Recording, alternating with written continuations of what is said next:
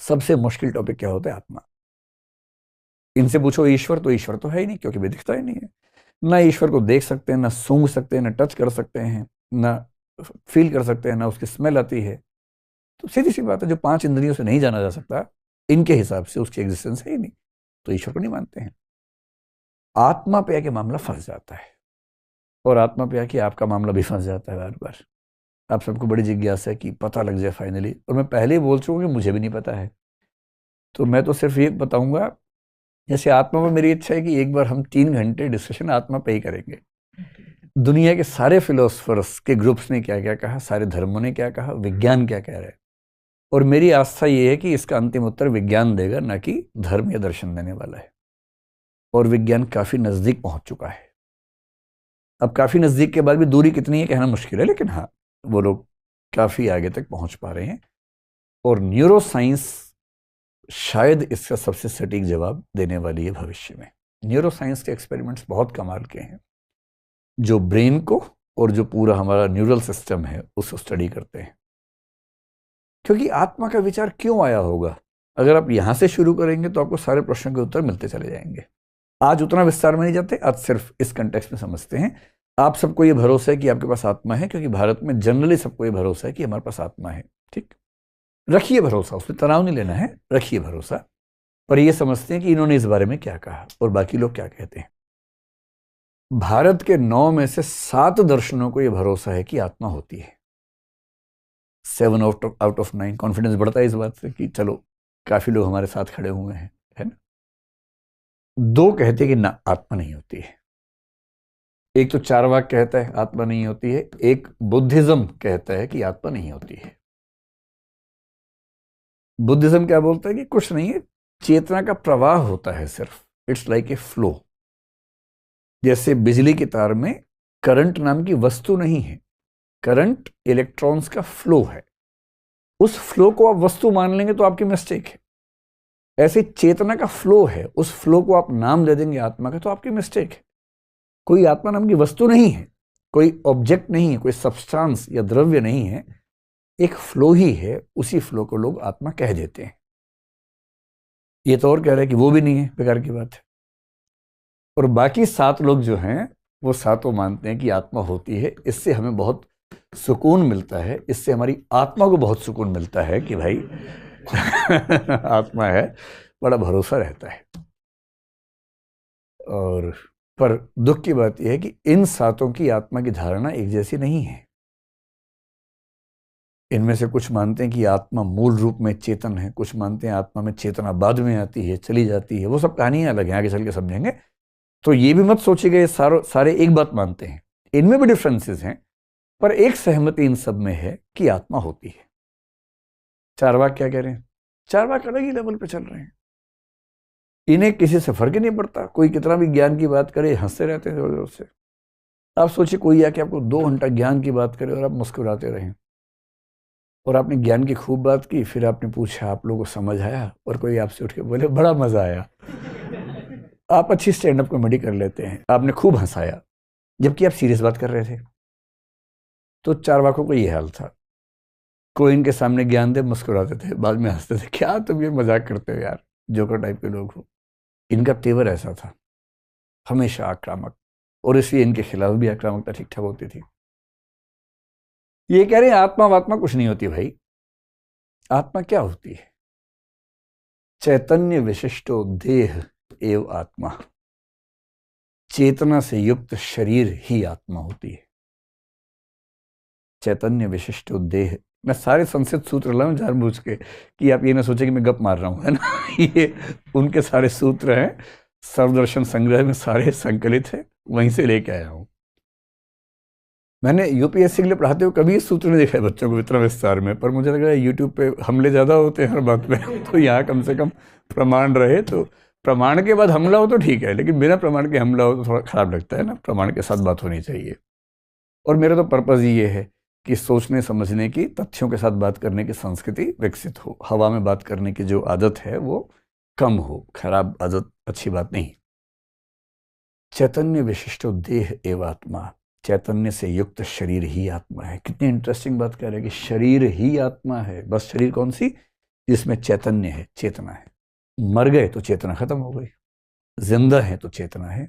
अब ये गलती क्या कर रहे हैं, चेतना को प्राण का समानार्थक मान रहे हैं, जबकि चेतना केवल प्राण नहीं होता है। गलत फहमी इनको हो रही है। इस पर बाद में बात करेंगे विस्तार में, मैं हल्का हल्का संकेत करके आगे बढ़ता हूं। जब तक जिंदा है चेतना रहती है, मर गए चेतना नहीं रहती है। इसका मतलब चेतना क्या है, जिंदा शरीर की विशेषता है, बस। तो लोगों ने कहा तो बात तो बड़ी गड़बड़ कर रहे हो, लेकिन ये बताओ, अगर तुम इतने सियाने हो तो ये बताओ कि शरीर तो है भौतिक। भौतिक का मतलब क्या होता है, जिसको आप देख सकें, छू सके, जिसमें वजन है, जो स्पेस घेरता है, उसको भौतिक बोलते हैं। जैसे हम सबका शरीर है। वेट कर लीजिए अपना, पता लग जाए कितना किलोग्राम में कितना वेट है। आत्मा का वेट निकाल के देखिए, कभी नहीं निकलेगा। हालांकि एक मूर्ख आदमी ने 21 ग्राम निकाला आत्मा का वेट। 21 ग्राम निकाल दिया एक आदमी ने। जब आत्मा पे पूरी क्लास डिस्कशन करेंगे उस दिन मैं बताऊंगा उसका रिसर्च क्या है। वो कह रहे कि 21 ग्राम आत्मा का वेट होता है। तो बाद में लोगों ने खूब मजाक बनाया उसका, क्योंकि वो साबित नहीं हुआ, केवल एक सैंपल लेके साबित करने पर लग गया था। तो ऐसे थोड़ा ना साबित होता है, आपको हजारों सैंपल्स क्रॉस चेक करने पड़ते हैं, फिर जाके साइंस में कुछ साबित होता है। आत्मा का वेट निकालने का मतलब हुआ कि मेरे विचार का वजन इतना है। आज मैंने गांधीवाद पढ़ा, मेरा वजन 100 ग्राम बढ़ गया, इसका मतलब गांधीवाद विचार का वजन 100 ग्राम है। कभी ऐसा हुआ आपके साथ? आज मुझे काफी फीलिंग्स आ रही है, मेरा वेट 300 ग्राम बढ़ गया है, तो मेरी फीलिंग्स 300 ग्राम की, ऐसा तो नहीं बोलते ना आप लोग कभी। फीलिंग से वेट बढ़ेगा भी तो इसलिए बढ़ेगा कि बॉडी में कुछ चेंजेस हो गए होंगे खुशी के मारे, पर फीलिंग का वेट नहीं होगा वो। तो सवाल यह है कि शरीर तो भौतिक है, उस भौतिक शरीर से चेतना यानी कॉन्शियसनेस, कॉन्शियसनेस का मतलब सुख दुख को फील करना, सोचना, विचार करना, डाउट करना, वो सब जो प्रोसेस है उसको बोलते हैं कॉन्शियसनेस, कॉन्शियस प्रोसेसेस हैं। तो मटेरियल बॉडी से कॉन्शियसनेस कैसे पैदा हो जाएगी? क्योंकि रुई से धागा बन सकता है, रुई से बर्फ तो बनेगी नहीं।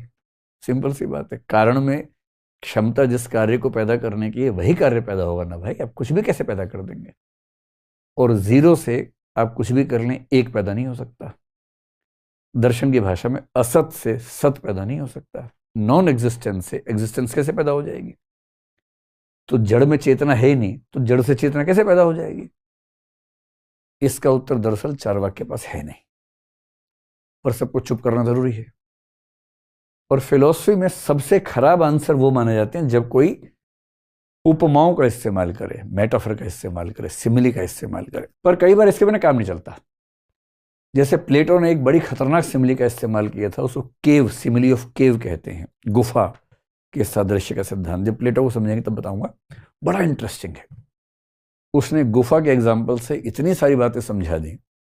पर फिलॉसफी में अच्छा नहीं माना जाता कि आप कोई सिद्धांत समझाने के लिए कोई एग्जाम्पल लेके आए, पर कभी कभी करना पड़ता है। चार्वाक क्या कह रहे हैं? इनके तो एग्जाम्पल भी ऐसे होते हैं ना। तांबूल का मतलब क्या था? पान। किण्व का मतलब होता है शराब, मतलब किण्वन की प्रक्रिया से क्या बनती है? शराब। हमेशा इनके एग्जाम्पल शराब, पान, बकरा, मुर्गा, मछली। अब ये भी एग्जाम्पल पता नहीं इनके थे या बाकी लोगों ने चुन चुन के इनके ऊपर लगा दिए, नहीं पता हमें। ये कह रहे हैं किण्वा दिभ्यो मद शक्ति वद विज्ञानम। भारतीय दर्शन में विज्ञान का मतलब होता है चेतना। ध्यान रखिएगा, यहां विज्ञान का मतलब साइंस नहीं है, चेतना है, कॉन्शियसनेस है। इसलिए बौद्ध दर्शन में एक पूरा दर्शन है, उसका नाम है विज्ञानवाद। वहां विज्ञानवाद का मतलब कॉन्शियसनेस के बारे में। तो चेतना है कैसे बनती है?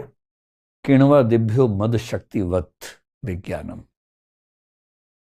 किण्वा दिभ्यो का मतलब हुआ शराब जिन पदार्थों से मिलकर बनती है। जैसे गुड़ है, गेहूं भी हो सकता है, अंगूर भी हो सकता है।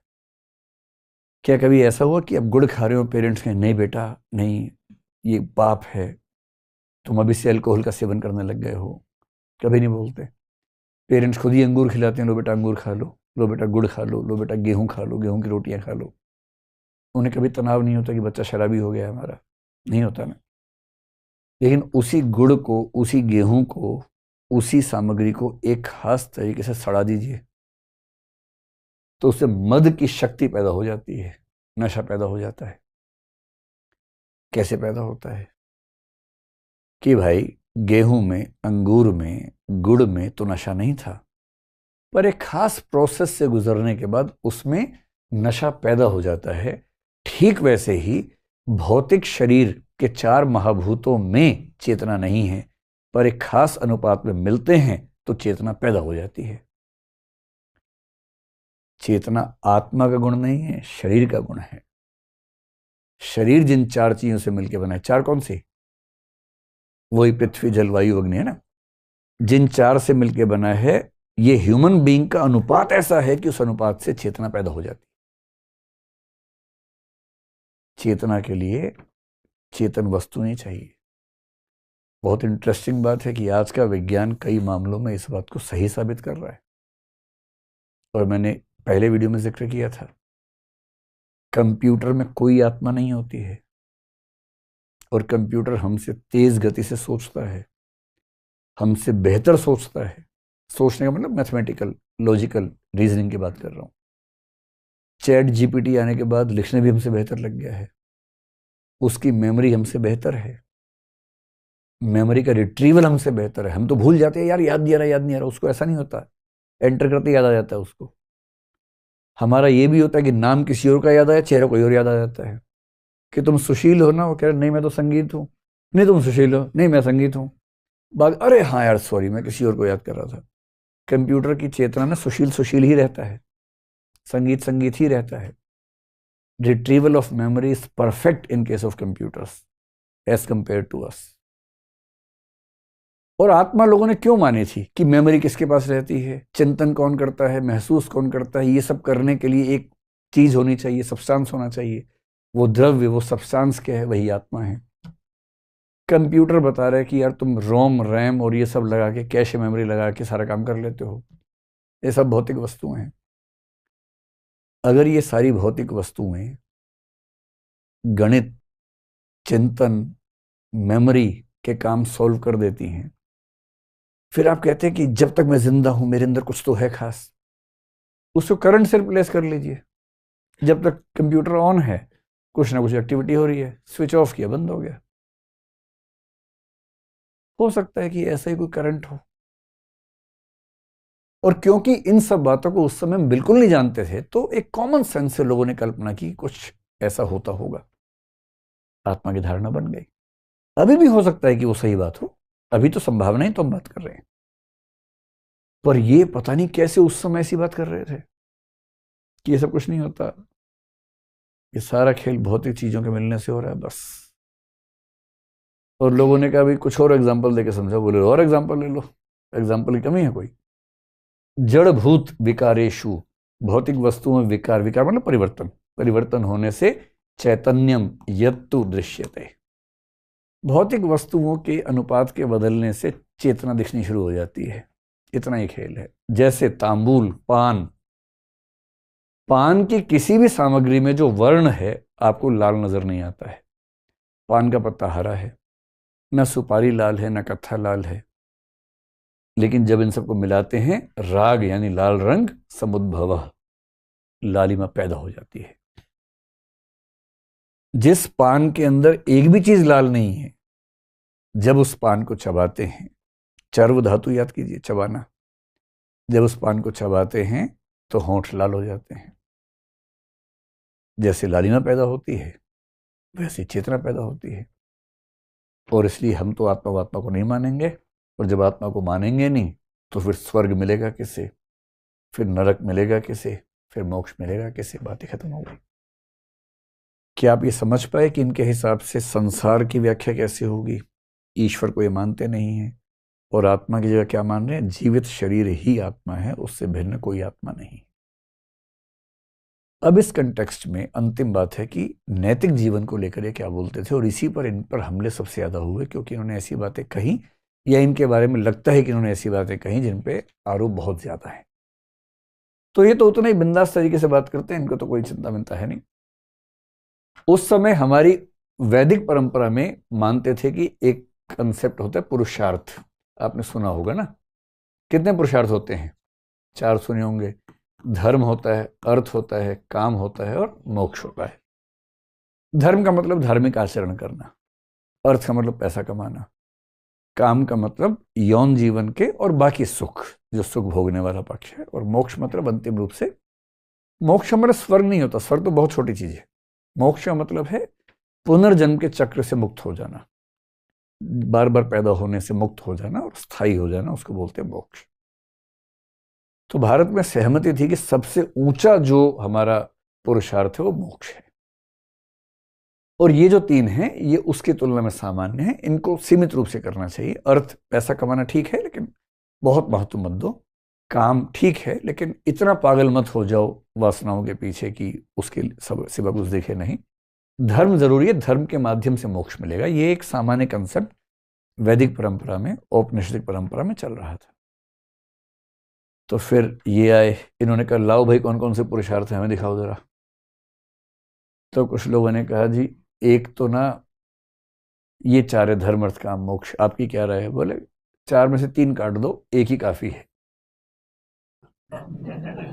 काम एवैकः पुरुषार्थः, काम ही एकमात्र पुरुषार्थ है।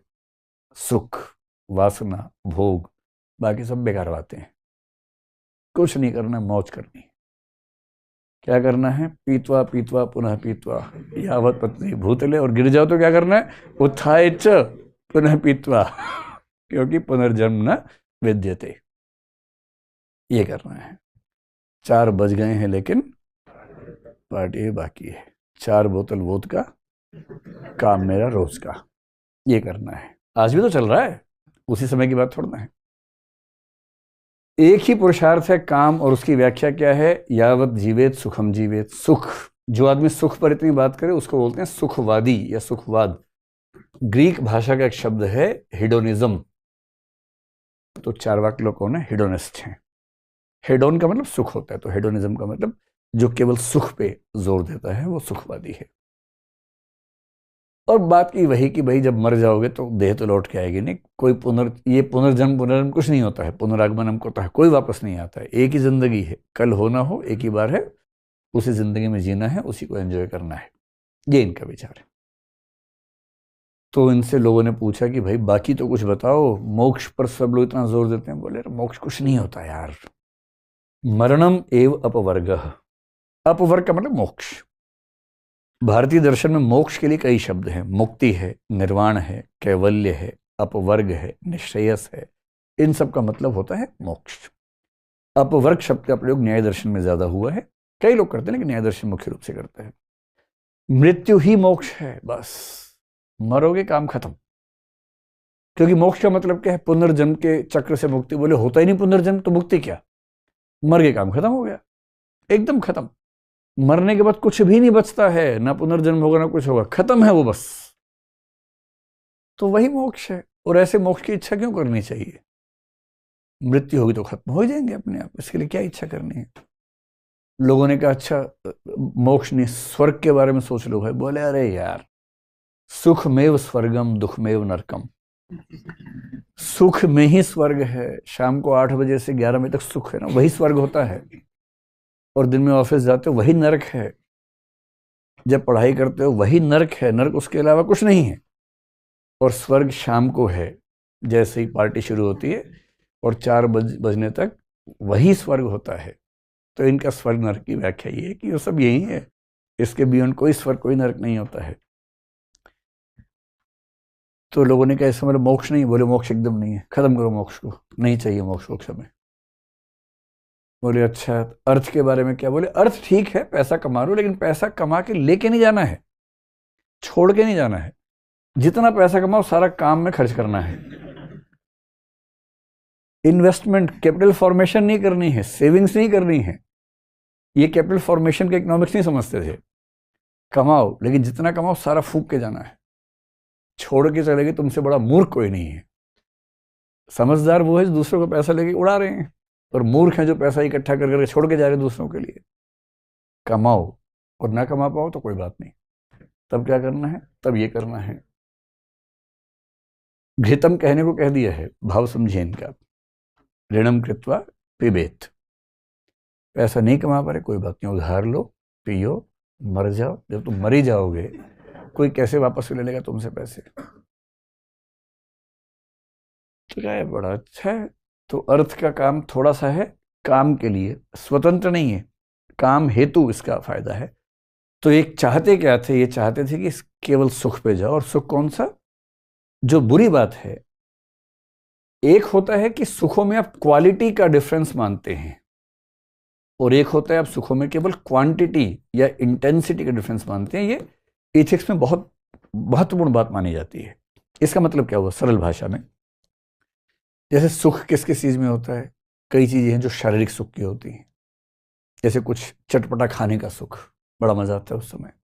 बाद में बेशक पेट में दर्द हो, बेशक पेट खराब हो, लेकिन उस समय बड़ा मजा आता है।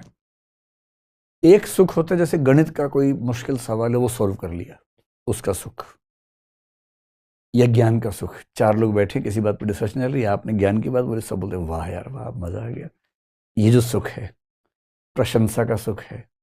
परोपकार का सुख, किसी की हेल्प करने का जो सुख है, वो भी एक सुख है। जब माँ के पास खाने को कम हो तब भी वो बच्चे को प्रेफर करेगी कि वो खाना खा ले, क्योंकि उसको त्याग के सुख में जो मजा मिलता है वो भोजन के सुख में नहीं मिलेगा। उसका ऊंचे स्तर का स्वार्थ है, क्योंकि उसको त्याग का सुख ज्यादा बड़ा सुख लगता है। अब ये चार्वाक क्या बोलते हैं कि इन सारे सुखों में कोई वैल्यू डिफरेंस नहीं है, कोई क्वालिटी का डिफरेंस नहीं है। इसलिए कोई ये कहे कि परोपकार का सुख ज्यादा ऊंची चीज है, ये सब बेकार की बातें हैं। जिस चीज में मजा आए वही सुख सबसे अच्छा है।